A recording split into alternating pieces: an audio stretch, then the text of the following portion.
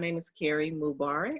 I am a theater artist and an arts administrator. And I I don't know. I create theater art so that I can express the things that I see, and the things that I noticed about people and about humanity and about different aspects of culture. And that's basically it. I call myself a chronic entrepreneur because that's also very creative in nature. But art is first. Art is first in my life. Theater is first in my life. I have to have it in order to feel balanced in the world.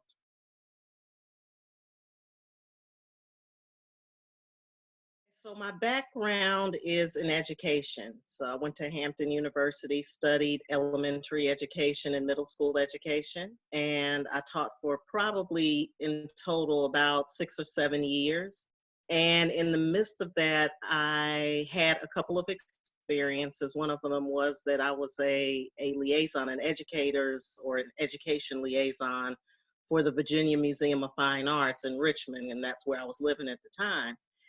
And so our job was to look at exhibitions that were planned and to give our assessment of, how we thought this material would work for, say, a kindergartner, or, if we brought a group of students who were in middle school to the same exhibit, then, what should that exhibit look like? What should the tour, what would be engaging for the students? But what happened was I was being exposed to various different kinds of art at the same time. And that's when it all woke up for me.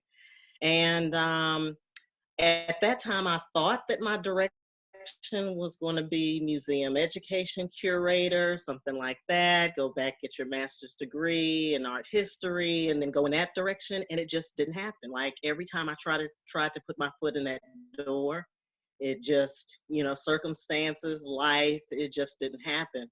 And then when I moved to Greensboro, is when everything opened up, and that was in 2000. And at that time, I was working for a nonprofit agency, and I was an administrator there.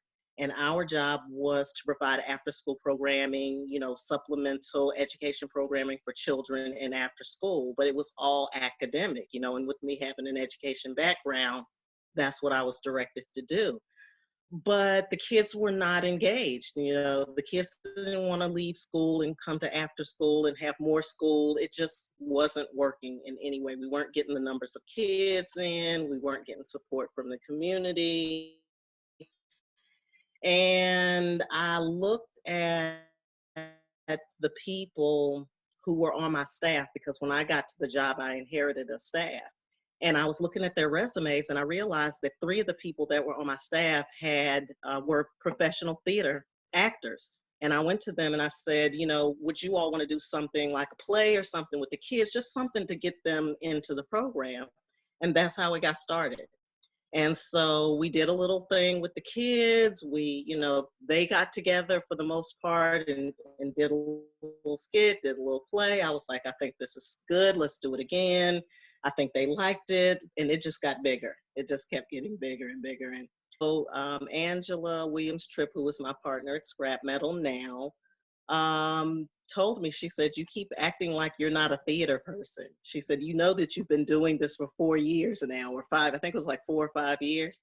And I was like, no, I don't think that's me. And so I was a writer. I was into writing. I had never written any performances, hadn't written plays. I wrote poetry and essays and things like that, articles for magazines, but never plays. And it just, bit by bit, I went to Ed McKay. I learned about lighting. I learned about sound. I learned about, what kind of stages, which stage is which. And with the help of the other theater artists here in Greensboro and Ed McKay, um, I got into theater. And so it's now been 18 years, 19 years, writing, directing, producing. Renee Stout.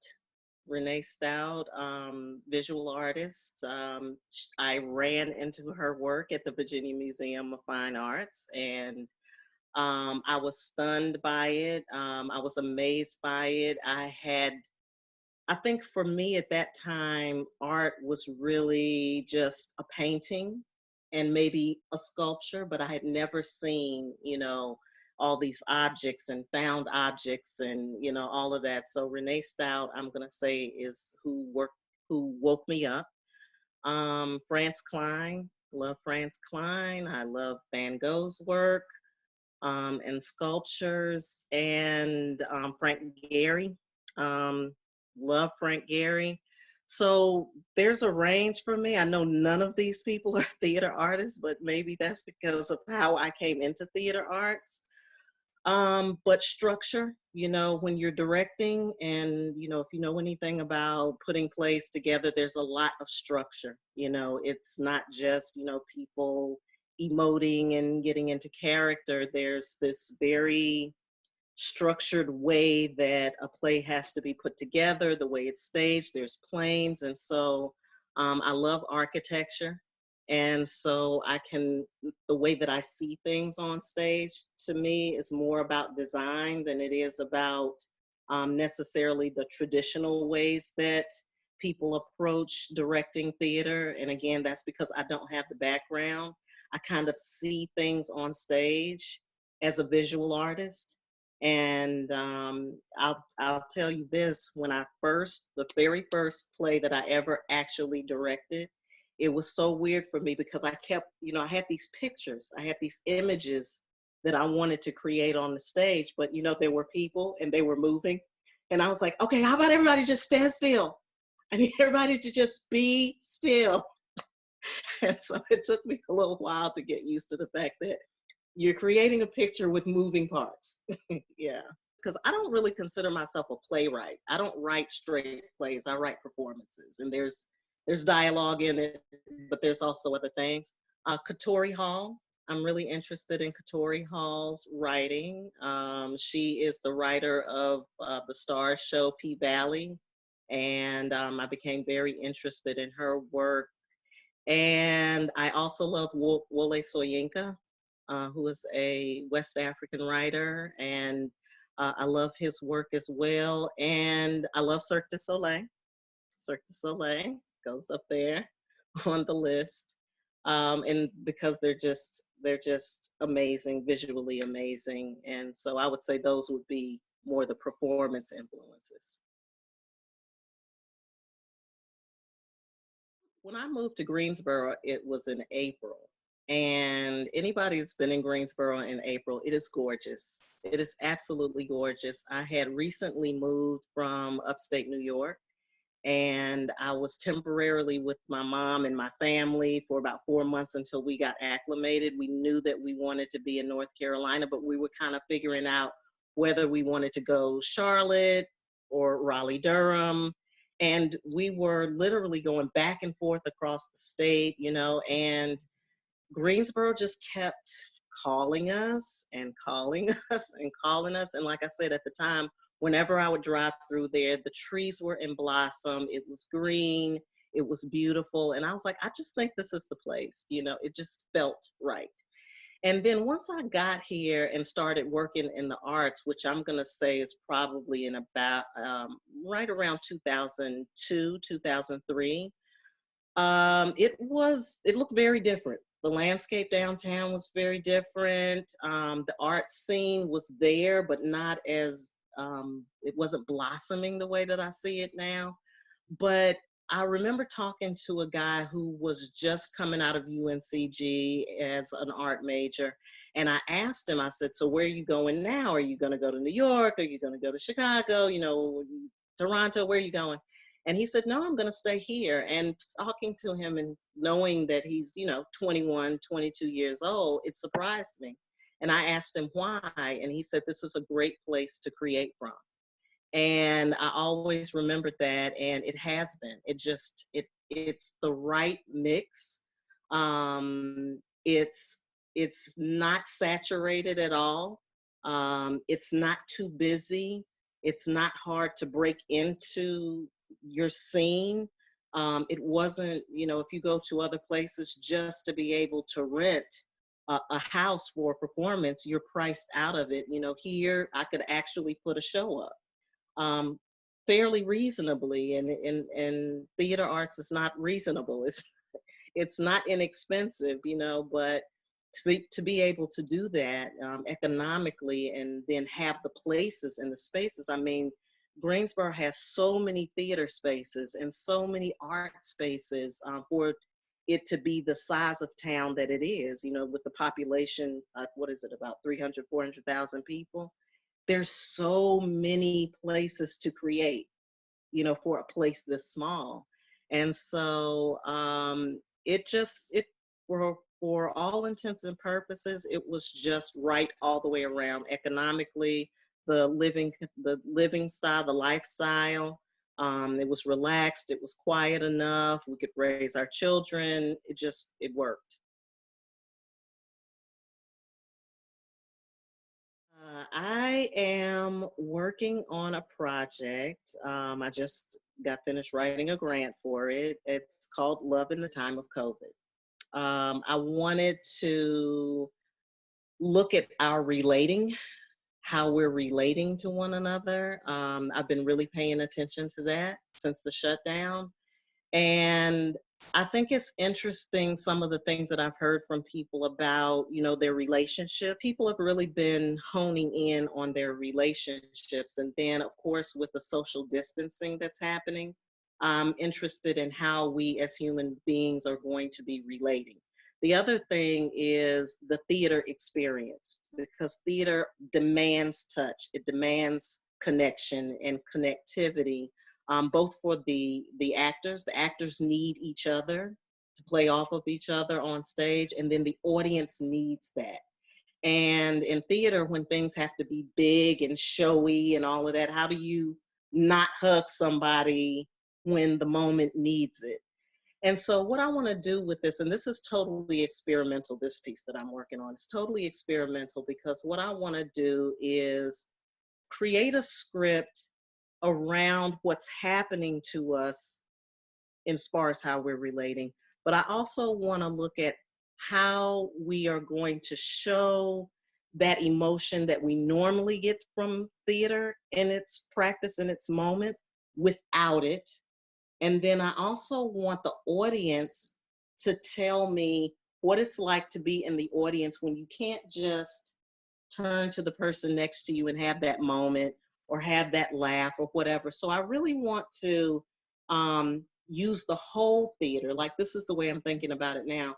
Use the entire theater to help us feel this distance, feel that 6 feet as artists, as audience, and also within the dialogue, within the actual material of the piece itself. I just want it to be short. I don't want to, do anything really big around it, but I just want to see where that goes, because I think that all of us, regardless of our discipline, are going to have to express what this has been, for us as artists, and then how to do that. And I think with theater being such a physical thing, with film, we've already got green screens and people not being in the same room with each other anyway. But with theater, we need each other in that space. And it'll be interesting to see how it actually shapes the genre, how it actually shapes theater moving forward. I just want to try to play around with it. And the other thing that I'm working on, which I've been working on for quite some time, is a show called Erotic Backstories. And the reason why I wanted to work on that is because, with everything being so sexualized now, everybody is saying, why is everybody got to shake their butt, and why is everything so, sexual? And I wanted to deal with eroticism and deal with sex and deal with intimacy, but let's tell a story about why we're seeing what we're seeing. So this is what you're seeing that you may be judging, but you really don't know the backstory. We all have what we like. We all have, what we enjoy, as far as sensual pleasure or sexual pleasure. But I wanted to look at some of these things that people readily judge on Facebook or wherever and say, okay, well, what's the story behind what's happening or what you see, and how can we look at it more, be more open-minded, or at least see things without judgment is what I think is really important. And that's a part of my practice as an artist. You know, I like to look at human things, things that human beings are always grappling with or dealing with. And, you know, just to talk to people and find out really what's going on. And then let's create something that we can all look at on stage and deal with, because theater has a way of bringing emotion right in front of you. You know, it's live. And I've told people before, it's a difference when you watch a movie. Like, you can watch a movie with all of this in it, whether it's violence or sex or whatever it is, or subject matter that may be difficult to deal with. But it's easy when you're watching it on television. You can get up, you go get popcorn, you go to the bathroom, you can remove yourself from it. But what I love about theater is that you're in the room with it.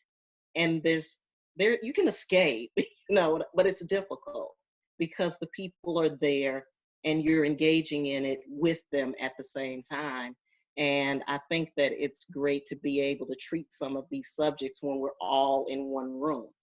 And then just kind of be able to sit with the emotion, have thoughts about what you're seeing, just like, you know, any other art. That's what art does. You look at it, you have what you feel, or what you're emoting about it, or, you know, you care nothing about it, or you like it or you don't like it, and, you know, you go home. But I think that this is a really good way, theater is a really good way to address some of these subjects that we don't want to talk about. I have this company, Scrapmettle Entertainment Group, and then I also am nursing another company called Wooing Nature, and I have a third one that I'm also working on called K2 Creative. And so I literally have my hands spinning tops from the time I wake up until the time that I go to sleep. Now, I am not staying up any longer past 2 o'clock a.m.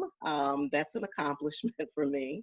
So I am reeling that back, but I wake up, I get started. A lot of what I do is marketing.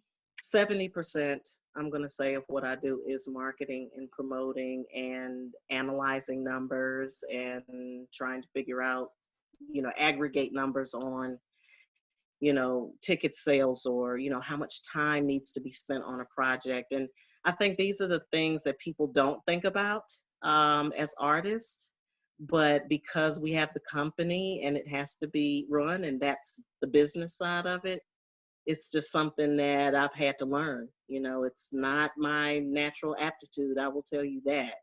But I've had to learn it in order to keep the company flowing and going. So I spend a lot of time on that. And then the other time is, of course, creating, coming up with concepts and ideas. I have a great team at Scrapmettle. So once the concept is born from here, I usually give a call to Angie Tripp and I say, this is the idea, this is where I'm headed with it. And then she'll start helping me put together timelines. You know, when do we think we want to land it? Who do we need on the project? And then the ball starts rolling. And then, you know, hopefully the ball rolls and lands at the time that we need it to land. But we've been really, really blessed in that way to be able to have a partnership where she has the things and the know-how that I don't have, and I have the things and the know-how that she doesn't have. And we just, you know, we just toss it back and forth until it, you know, settles itself. And, you know, she's been really, really great to work with. And, you know, I can't put theater together on my own. I can have the concept, I can have the idea, I can write the script. After that, you know, it's a lot of times out of your hands, or in normal cases with the writer, it is out of their hands. But lucky for us, we, you know, we're able to put something together where we could, you know, direct and produce and really see the work through, to the finish from start to finish. Of course, I think every artist struggles financially. Either we are putting our own money into what we're dreaming of, and that's just kind of been the process, or we're dealing with funding the project itself. And so the balance of time, when people say time is money, is true. Either you have time or you have money. And if you don't have money, you need time. And if you don't have enough time to dedicate to your work, then you're never going to make any money. So it's like, how do you continue to be able to pay for your right to create? And I think every artist that I know has had that same struggle. It's not different for me at all. Um, Other than that, there's not a struggle. As an artist, as a creative, you can think up something every day. Like, there's an idea that's going to come and you're going to be in love with it, and it's going to grow in your head anyway. And I can sit and write all of that down, directions, and what the choreography needs to look like, and the music and all of that. But it has to be mounted. The show has to be mounted, and that's the expense. So I think that's the biggest struggle, that and being able to balance time and making money, because you got to live and you got to eat and you got to pay your bills, and that takes up 8 hours of your day, and then you have to create. And it's a lot of long nights, and it's a lot of long days, and it is a lot of work. It is a lot of work, and I think I have worked harder as an artist than I have at any other job I've ever had. Yeah. It's been interesting for me because I actually came out of the workforce in December 2018 to create. I left Greensboro. I went down to Florida, and I stayed for about a month there. And then I left there and went to New Orleans. And my plan was to be in New Orleans for about 6 months. So I was going to come back to Greensboro in June. And then when COVID hit, I came back because I was like, I think they're getting ready to shut everything down. I had my mom is elderly and by herself. I'm like, I'm going to get back up top and see what needs to happen. So I was already in quarantine mode. I was already in creative mode. Even when I was down in New Orleans, I spent a lot of time working on, like hard working on stuff, just like putting my mind into things, which is, why I go there, to just kind of get away from the normal so I can do what I need to do. And so I was already about 2 months in of really being closed in. And I think, then adding on the extra few months, I was already in that cycle. Um, and so I think the COVID part of it has been about me. It's been about how is this making me feel? How do I really feel about being in quarantine, which I don't mind it because I'm an introvert. So it's cool. I like it. What I noticed was that for the first time, I didn't feel guilty about not being at work, because there are times, and this wasn't the first time that I've come out of work so that I could create. This is probably about the third time in my career as an artist. Um, and this was the first time that I didn't feel guilty about it, or that I didn't feel like some kind of flack. I didn't have to feel it.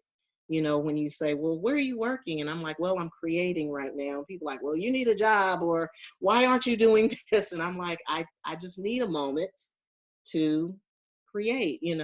But this time I could do it, and everybody got it because everybody was on quarantine and no one was working. So I could just freely, mentally, I was free from the guilt around having to stop and create. And again, a lot of what I did was marketing. I had the time to do it. I had the time to focus on some of the back end of the business side of the arts for scrap metal.